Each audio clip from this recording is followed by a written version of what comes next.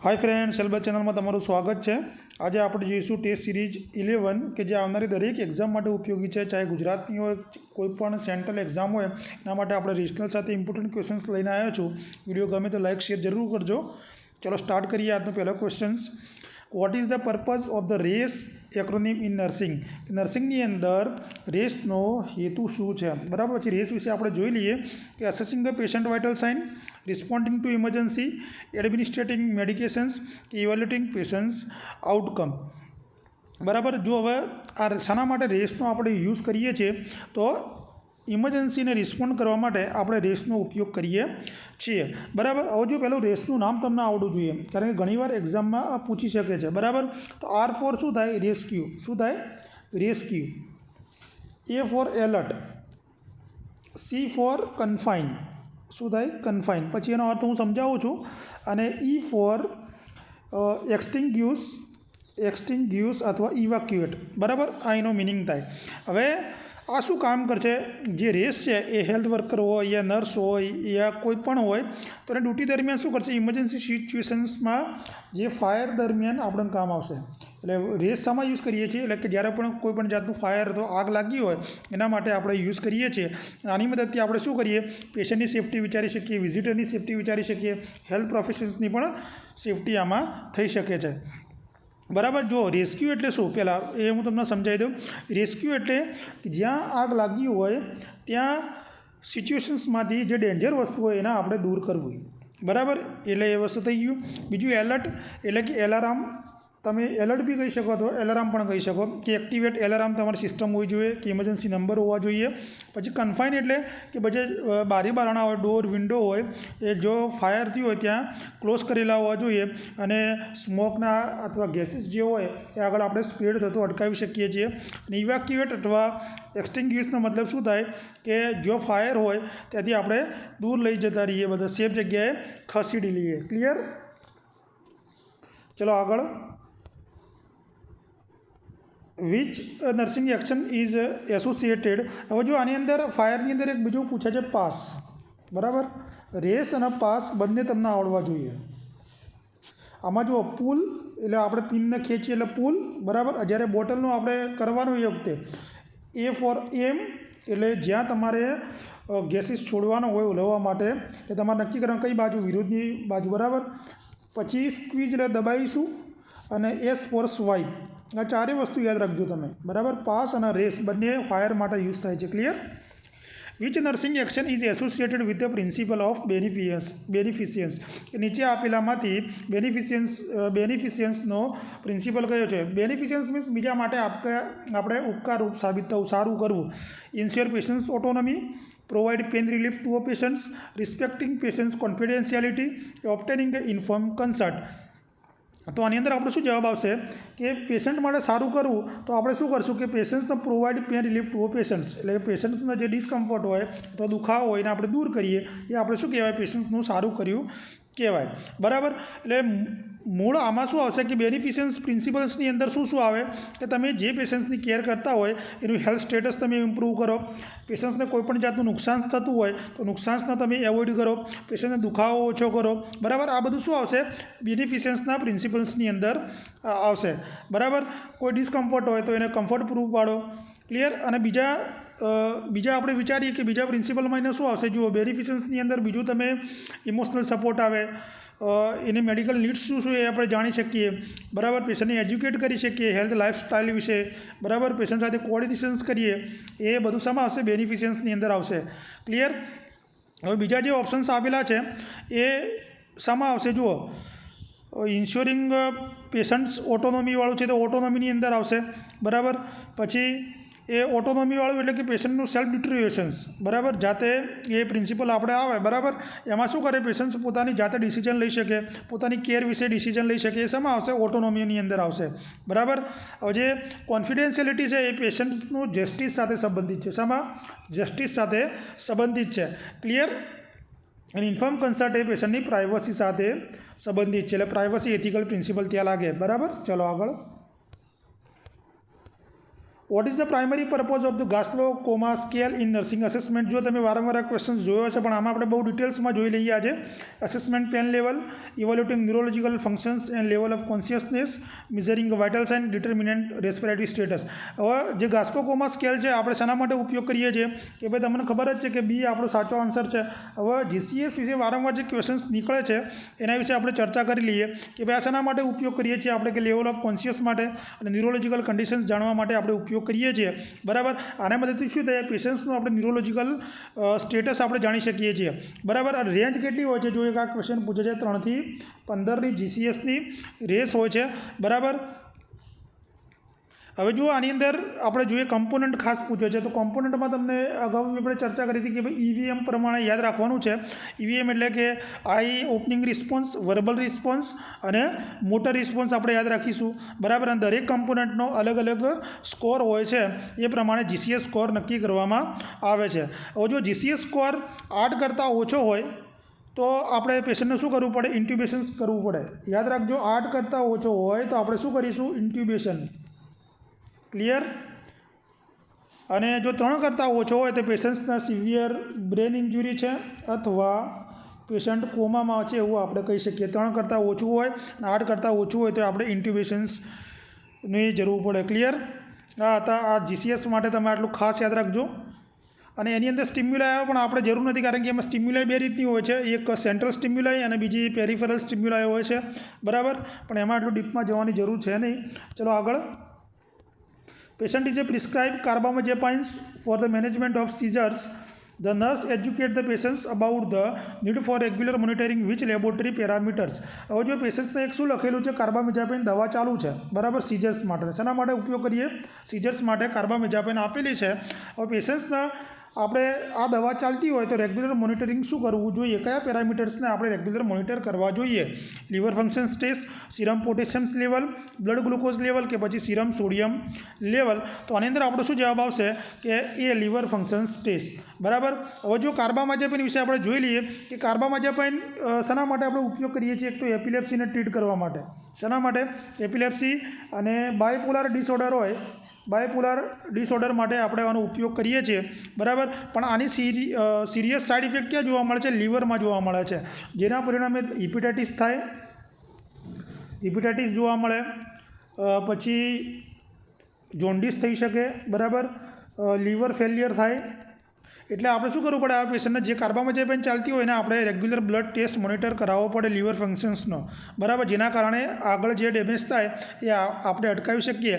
એની સાથે સાથે જે સિરમ પોટેશિયમ્સ, બ્લડ ગ્લુકોઝ અને સોડિયમ લેવલ આમાં કાર્બામાઝેપિન સાથે કોઈ એફેક્ટ કરતા નથી. ક્લિયર? ચલો આગળ.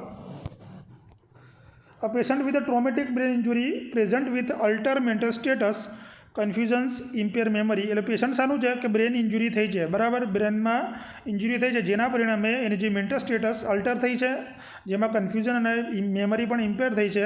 તો આપણે ઓળખવાનું છે કે ભાઈ આ કઈ જગ્યાએ ઇન્જુરી થવાના કારણે આ ફંક્શન્સ અલ્ટર થયા છે. બરાબર, તો ફ્રન્ટલ લોબમાં, પેરેટલ લોબમાં, ટેમ્પરલ લોબમાં કે પછી ઓક્સિપિટલ લોબમાં? તો કયા ભાગમાં થયું હોય તો મેમરી અને કન્ફ્યુઝન થયું હોય તો આપણો જવાબ આવશે ટેમ્પરલ લોબ. બરાબર, હવે જો ટેમ્પરલ લોબ કઈ જગ્યા હોય કે આપણા બ્રેનના બોટમ સેક્શન્સની અંદર આવેલો હોય છે. બરાબર, જ્યાં શું હોય છે? સેન્સરી ઇનપુટ હોય. એટલે કે સેન્સરી ઇનપુટ મીન્સ કે વિઝ્યુઅલ અને ઓડિટરી, વિઝ્યુઅલ અને ઓડિટરી, પછી રિટેન્શન્સ, વિઝ્યુઅલ મેમરી હોય છે અને લેંગ્વેજ કોમ્પ્રિહેન્શન્સ. આ બધું મેનેજ ક્યાંથી થતું હોય છે? ત્યાંથી થતું હોય છે ટેમ્પરલ લોબમાંથી. એટલે જો ટેમ્પરલ લોબની અંદર બીજું શું આવેલું છે? હિપોકેમ્પસ આવેલું હોય છે. શું આવેલું હોય છે? હિપોકેમ્પસ આવેલું હોય છે, કે જે શેના માટે જરૂરી છે? કે મેમરીની ફોર્મેશન અને કોન્સોલિડેશન્સ માટે જરૂરી છે. બરાબર, હિપોકેમ્પસ યાદ રાખજો આ. ક્લિયર? એના કારણે જો ટેમ્પરલ લોબ ડેમેજ થાય તો આપણી મેમરી ઇમ્પેર થાય, લેંગ્વેજ અને પરસેપ્શન્સની અંદર પ્રોબ્લેમ આવી શકે છે. બરાબર, એટલે આ ખાસ યાદ રાખજો. એટલે આની અંદર આપણો જવાબ આવશે ટેમ્પરલ લોબ. વિડીયો ગમે તો લાઇક શેર જરૂર કરજો, કોમેન્ટ કરજો, જેથી મને મોટિવેશન્સ મળી રહે અને આ રીતે હું તમારા માટે ડેઇલી ક્વેશ્ચન્સ લેતો આવું. Patient is admitted with spinal cord injury at the level of T4. કઈ જગ્યાએ સ્પાઇનલ કોડ ઇન્જુરી દર્દીને થઈ છે, પણ કઈ જગ્યાએ થઈ છે? થોરાસિક 4માં. તો nurse anticipate that the patients May experience. તો નર્સ શું જોશે કે પેશન્ટને કઈ જગ્યાએ તકલીફ થશે? પેરાલિસિસ ઓફ ધ લોઅર એક્સ્ટ્રીમિટીઝ, ક્વોડ્રીપ્લેજિયા, પેરાપ્લેજિયા અને લોઝ ઓફ સેન્સેશન્સ ઇન અપર એક્સ્ટ્રીમિટીઝ. બરાબર. હવે T4માં ઇન્જુરી થઈ હોય તો પેશન્ટની અંદર શું જોવા મળશે? તો પેરાપ્લેજિયા આપણો સાચો જવાબ રહેશે. બરાબર. હવે આની અંદર શું હોય કે આ શું કરે છે? T4 અફેક્ટ ક્યાં કરે? સ્પાઇનલ નર્વોમાં. ક્યાં ઇફેક્ટ કરશે? સ્પાઇનલ નર્વની અફેક્ટ કરશે. પરિણામે ત્યાં મસલ્સ અને જે સેન્સેશન્સ લોઅર એક્સ્ટ્રીમિટીમાં હોય એના અફેક્ટ થાય છે, જેના પરિણામે જે લોઅર એક્સ્ટ્રીમિટીઝમાં લેગ્સ અને ટ્રંક્સ હોય એમાં ટ્રંક અને લેગ્સની અંદર શું થશે કે પેરાલિસિસ અને વીકનેસ જોવા મળશે અને જે બ્લેડર અને બોવેલ કંટ્રોલ પણ લોસ થઈ શકે છે. ક્લિયર? એટલે આમાં પેરાપ્લેજિયા આવશે. એ પેરાપ્લેજિયા આપણે કોને કહીએ છીએ કે ભાઈ ખાસ કરીને કે જે મોટર અને સેન્સરી ફંક્શન્સ હોય લોઅર હાફ બોડીમાં કે બોડીથી નીચેના ભાગમાં. બરાબર. ધારો કે આપણી બોડી છે એના નીચેનો ભાગ. ક્લિયર? એની અંદર મોટર અને સેન્સરી ફંક્શન્સ બંને શું થઈ જાય? ઇમ્પેર થઈ જાય. એના આપણે કહીએ છીએ પેરાપ્લેજિયા. ક્વોડ્રીપ્લેજિયા તમે કોને કહો? ક્વોડ્રીપ્લેજિયાની અંદર 4 લીંબ, યાદ રાખજો, 4 લીંબની અંદર પેરાલિસિસ જોવા મળે એને આપણે ક્વોડ્રીપ્લેજિયા તરીકે ઓળખીએ છીએ. બરાબર. એ જનરલી ક્યારે જોવા મળે કે સર્વાઇકલ 7થી ઉપર ઇન્જુરી થાય ત્યારે ક્વોડ્રીપ્લેજિયા જોવા મળે છે. યાદ રાખજો. ક્લિયર? ક્વેશ્ચન્સ વારંવાર પૂછાશે, તમારા નોટશીટમાં પૂછાય, કોઈપણ સેન્ટ્રલની એક્ઝામ હોય એમાં પણ પૂછાશે. A patient is admitted with a diagnosis of Guillain-Barré syndromes. પેશન્ટને શેનું ડાયગ્નોસિસ કર્યું છે? Guillain-Barré syndromeનું ડાયગ્નોસિસ થયું છે. તો nurse understand that the primary characteristic of this conditions. તો નર્સ શું જોશે કે ભાઈ આ ડિઝીઝની અંદર પ્રાઇમરી કેરેક્ટરિસ્ટિક અથવા લાક્ષણિકતાઓ શું જોવા મળશે? Muscle wasting and atrophy, decrease reflexes, ascending paralysis કે પછી સીઝર્સ જોવા મળશે.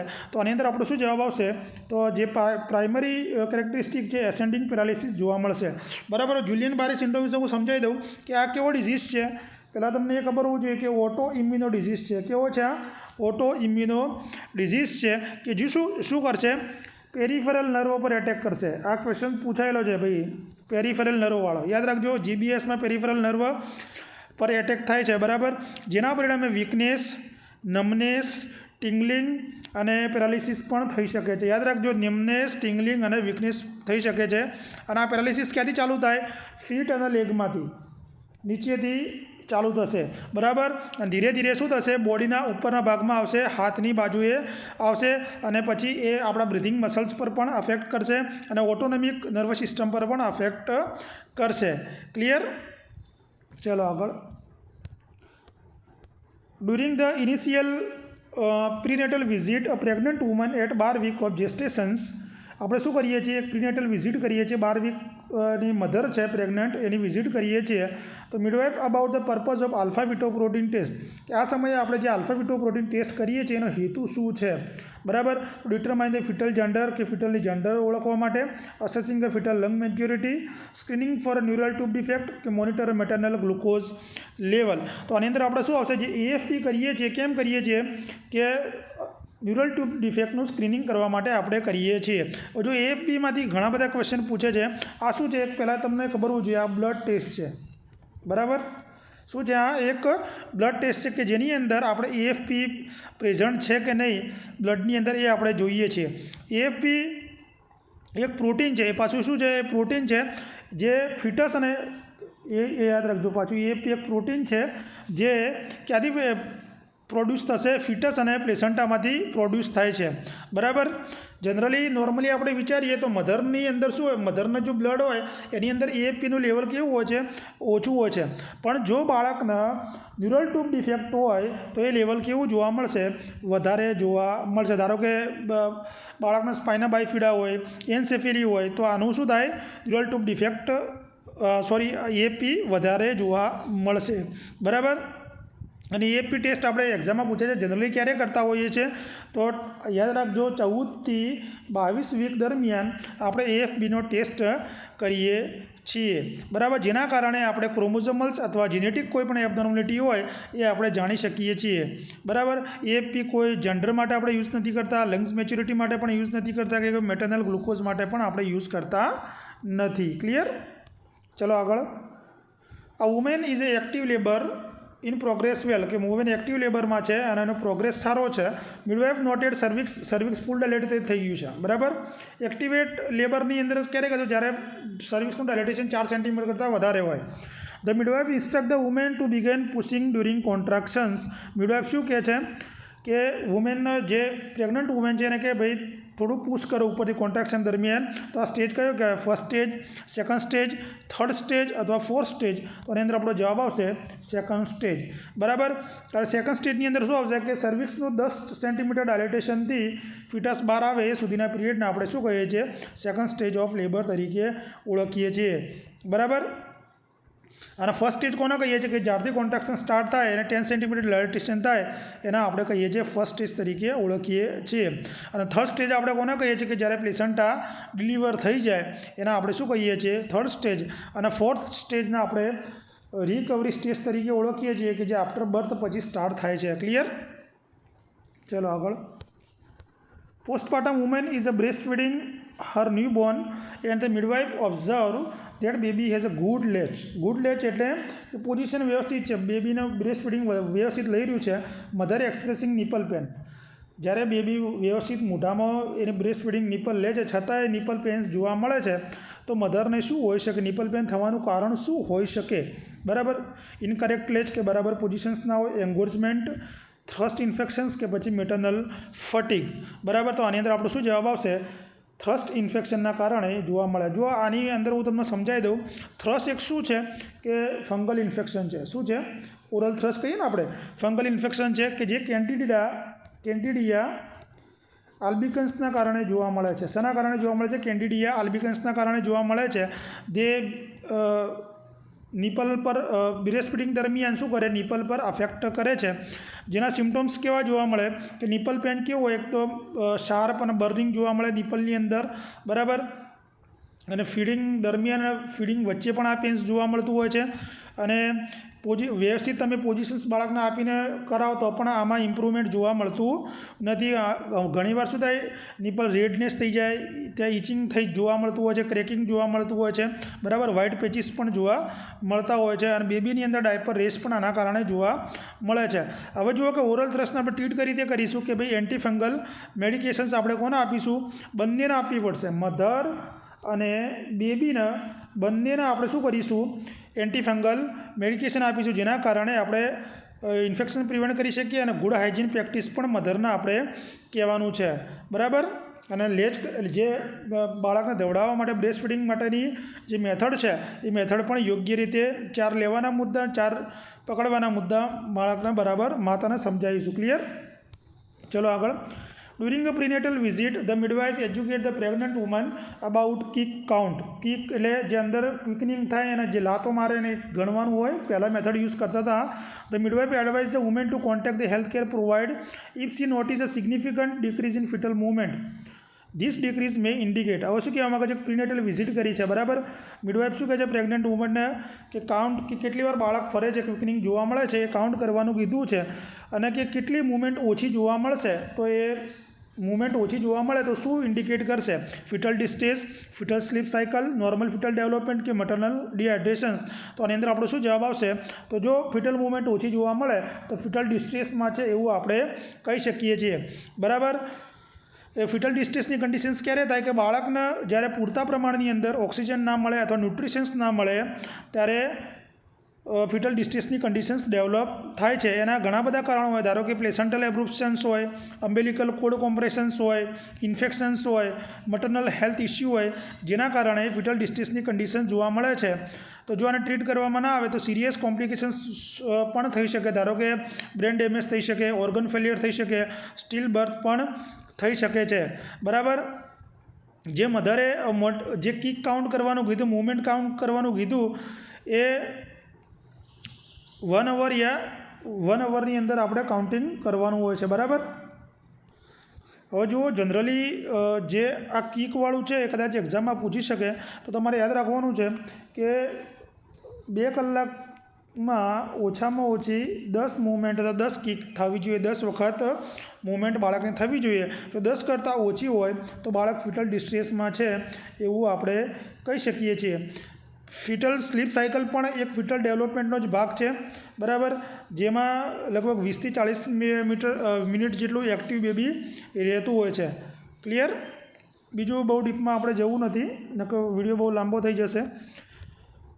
School age child is diagnose with scoliosis during a routine school screening, કે આપણે સ્કૂલ એજ ચાઇલ્ડની નિદાન માટે ગયા છીએ અને એમાં સ્કોલિયોસિસ થયું છે. તો nurse explain to child parents the scoliosis is characterised by, એટલે નર્સ એના પિતાને સમજાવશે બાળકના કે સ્કોલિયોસિસ શું છે.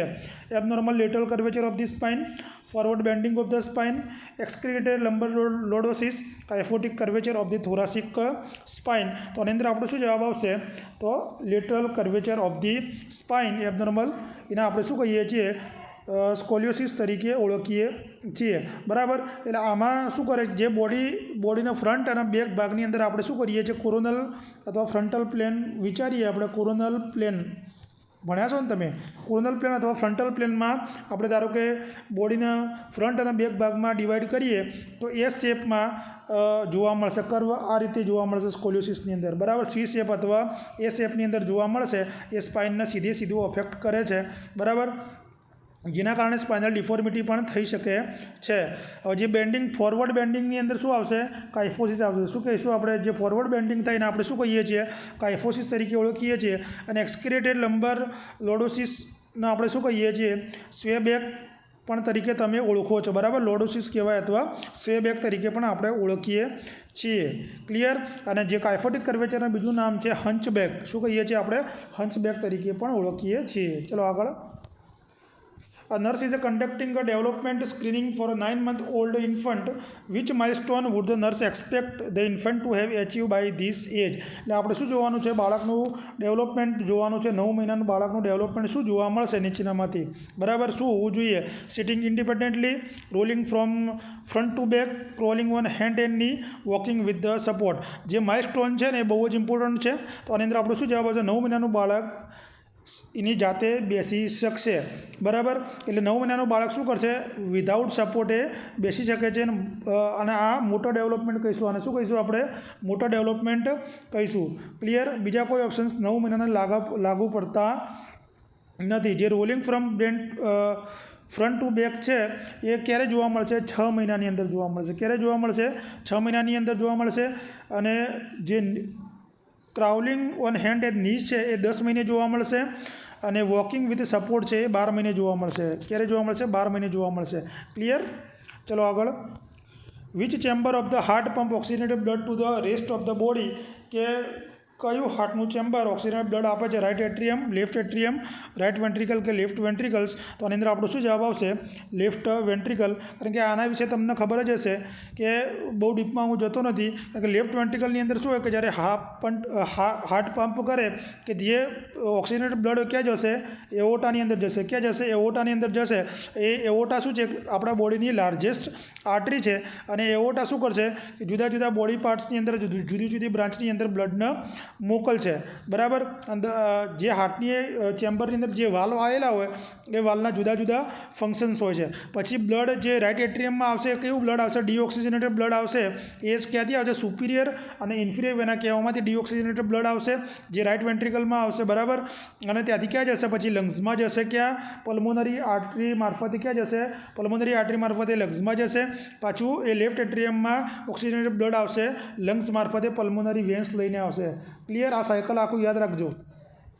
જો તમને ખબર ના પડે તો વિડીયો પાછો રિવાઇઝ કરીને જોઈ લેજો. Which vitamin is essential four calcium absorption? Calcium absorption માટે કયા વિટામિન્સની જરૂર પડે છે? વિટામિન એ, સી, ડી કે પછી કે? તો આની અંદર વિટામિન ડીની જરૂર પડે છે. કારણ કે વિટામિન ડી શું કરે છે? ડાયટની અંદર કેલ્શિયમના એબ્સોર્પ્શન માટે બહુ જ જરૂરી છે. અને કેલ્શિયમ શેના માટે જરૂરી છે? આપણા બોનના હેલ્થ માટે જરૂરી છે. ફંક્શન્સના બીજા ઘણા બધા બોડીના ફંક્શન્સ માટે પણ બહુ જરૂરી છે, બરાબર. વિટામિન ડી ક્યાંથી પ્રોડ્યુસ થાય છે? કે આપણા સ્કિનમાંથી, કે જ્યારે આપણે સનલાઇટના કોન્ટેક્ટમાં આવીએ ત્યારે વિટામિન ડી પ્રોડ્યુસ થાય છે. અને અમુક ફૂડ જેવા કે યાદ રાખજો, એગ, ફિશ અને મશરૂમમાંથી વિટામિન ડી મળશે. એગ, ફિશ અને મશરૂમમાંથી વિટામિન ડી મળી જશે. ચલો આગળ. A client with schizophrenia is prescribed haloperidol. The nurse monitor for adverse effect with a particular focus. કે એક પેશન્ટ સ્કિઝોફ્રેનિયાનું છે જેને હાલોપેરિડોલ દવા ચાલુ છે તો એની સાઇડ ઇફેક્ટ કઈ છે?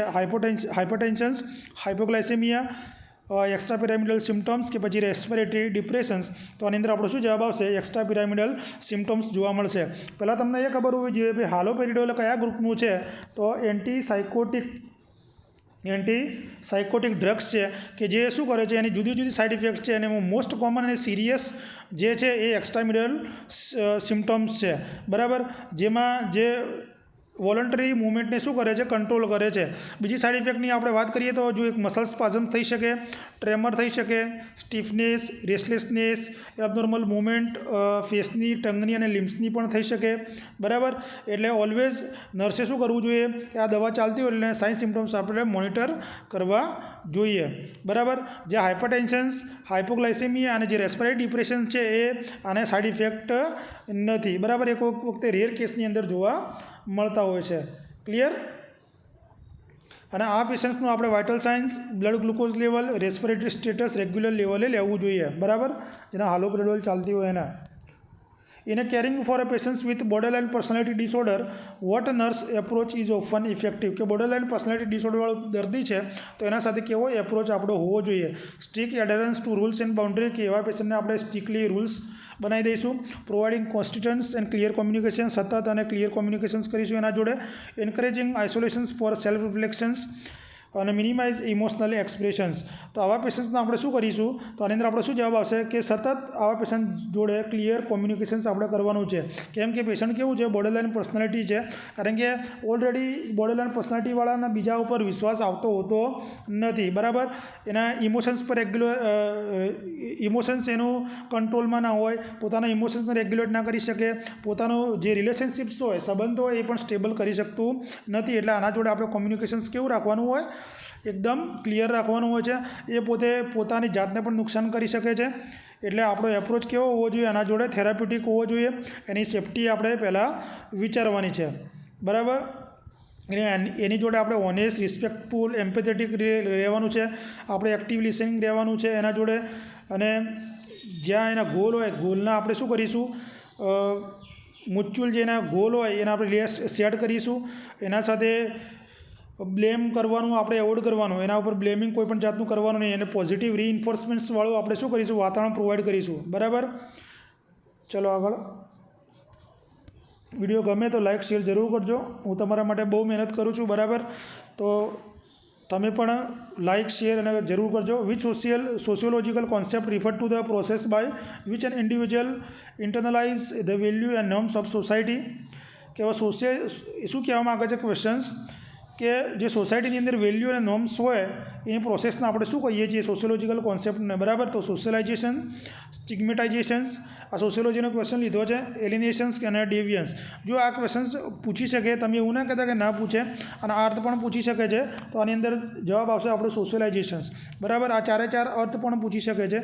સોશિયલાઇઝેશન એટલે શું થાય? એક એવી પ્રોસેસ છે કે સોસાયટીની નોર્મ્સ અને વેલ્યુ માટેની એક પ્રોસેસ છે કે જેની મદદથી સોશિયલાઇઝેશન આપણે પૂરી લાઈફ દરમિયાન કરતા હોઈએ છીએ. બરાબર, ચાઇલ્ડહુડમાં જરૂરી છે, એડોલેસન્સની અંદર જરૂરી છે, વ્યક્તિગત પણ જરૂરી છે, અને વ્યક્તિની અંદર પોતાની જાતને સેન્સ અને કલ્ચર ડેવલપ કરવા માટે પણ સોશિયલાઇઝેશન્સ બહુ જ જરૂરી છે. ક્લિયર? એ તમે ફેમિલીમાં હોય, પિયર્સ ગ્રુપ હોય, સ્કૂલ હોય, મીડિયા હોય, દરેક જગ્યાએ સોશિયલાઇઝેશન્સની જરૂર પડે છે. હવે જે સ્ટિગ્મેટાઇઝેશન્સ એ શું છે? કે એક જાતનું લેબલિંગ છે કે ડિવેલ્યુટિંગ જે વ્યક્તિ હોય અથવા ગ્રુપ હોય, જુદા જુદા ગ્રુપ હોય, જુદા જુદા વ્યક્તિ હોય, તો એ નોર્મ્સમાં ડેવિએશન્સ કરવા માટેનું એક જાતનું શું છે? લેબલિંગને આપણે શું કહીએ છીએ? સ્ટિગ્મેટાઇઝેશન્સ તરીકે ઓળખીએ છીએ. ક્લિયર? ડેવિયન્સવાળો ક્વેશ્ચન શાયદ એકવાર એક્ઝામમાં પૂછાયેલો છે. ડેવિયન્સ એટલે શું થાય? બરાબર, ડેવિયન્સ એટલે શું થઈ જાય? કે નોર્મ્સનું વાયોલેશન્સ કરવું. બરાબર, નોર્મ્સનું શું કરવું? વાયોલેશન્સ કરવું. એને આપણે શું કહીએ? ડેવિયન્સ તરીકે ઓળખીએ છીએ. ક્લિયર? અને એલાઇનેશન્સની અંદર શું થઈ જાય? કે પોતાની જાતને અલગ કરવી, સોસાયટી અથવા બીજા માણસોથી પોતાની જાતને અલગ કરવી, અને આપણે શું કહીશું? એલિનેશન્સ તરીકે ઓળખીએ છીએ. ડેવિયન્સ પૂછાયેલું છે, યાદ રાખજો. ક્લિયર? ચલો આગળ. A nurse is preparing to administer dose of digoxin to a patient with a heart failure. The nurse should monitor the patient's serum level of each electrolyte before giving the medications.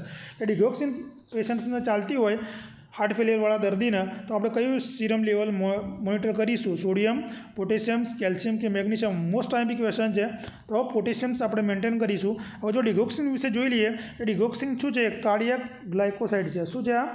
Cardiac ગ્લાયકોસાઇડ છે. બરાબર.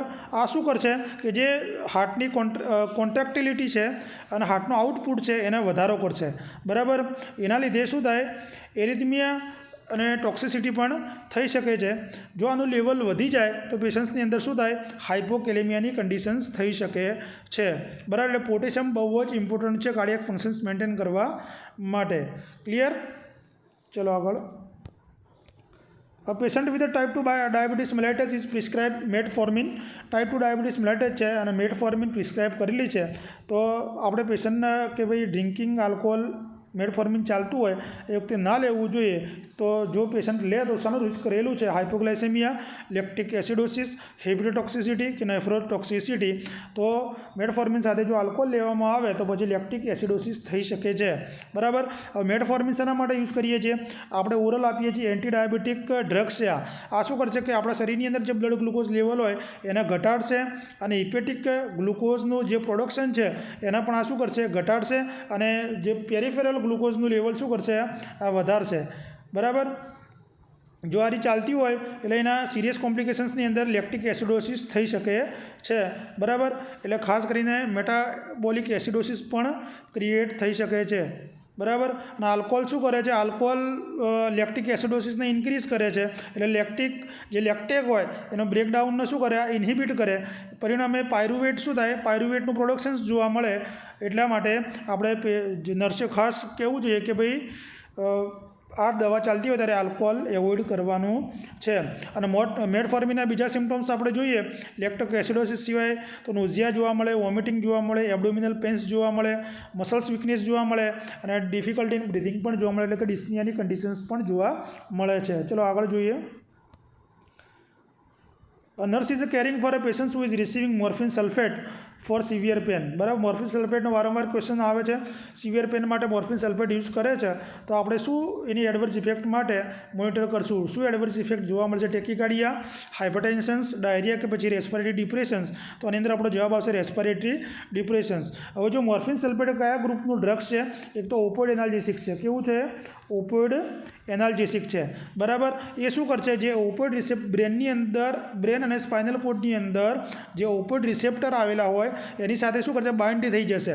પરિણામે શું થાય? આપણું જે Pence હોય એ ઓછું થઈ જાય. પણ આ શું કરે? રેસ્પિરેટરી સેન્ટર જે મેડ્યુલાની અંદર આવેલું છે, રેસ્પિરેટરી સેન્ટર ક્યાં આવેલું છે? મેડ્યુલામાં જે રેસ્પિરેટરી સેન્ટર આવેલું છે એના શું કરશે? ડિપ્રેસ કરશે.